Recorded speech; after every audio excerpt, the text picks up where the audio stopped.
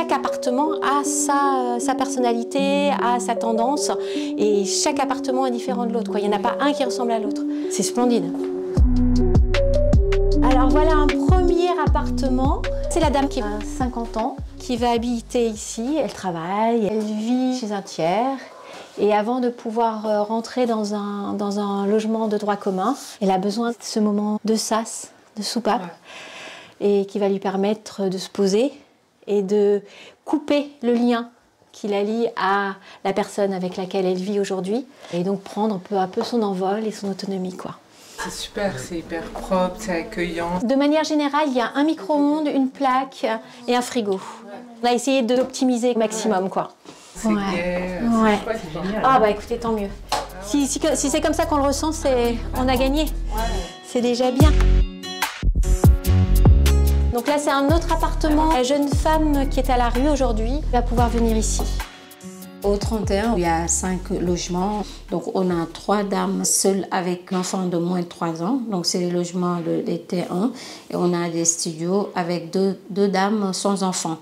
Là, c'est la dame qui va venir avec son enfant ici. Ces 5 dames, elles sont en insertion.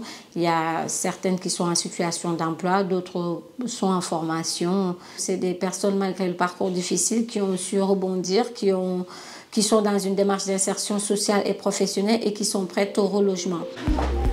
Ici, un joli logement pour la maman et son enfant. Tous les détails sont pensés, la table allongée, les espaces jeux. Les enfants ont quel âge? Ils ont moins de 3 ans. C'est des petits bouts de chou. Ouais. Des petits bouts de chou. C'est des logements de transition pour 6 mois, renouvelables une fois. L'idée, c'est vraiment au bout de 6 mois et maximum au bout d'1 an, ces personnes puissent avoir un logement social. C'est vraiment le petit coup de pouce qui va faire qu'elles vont se conforter dans leur autonomie et dans la reprise de leur trajectoire et de leur projet. C'est Ikea qui nous a accompagnés là-dessus. Donc quand Ikea est parti d'ici, enfin une fois qu'ils avaient tout monté, il n'y avait aucun manque, c'était magnifique. Enfin, c'était voilà. On a été extrêmement gâtés. Enfin, c'est un projet incroyable.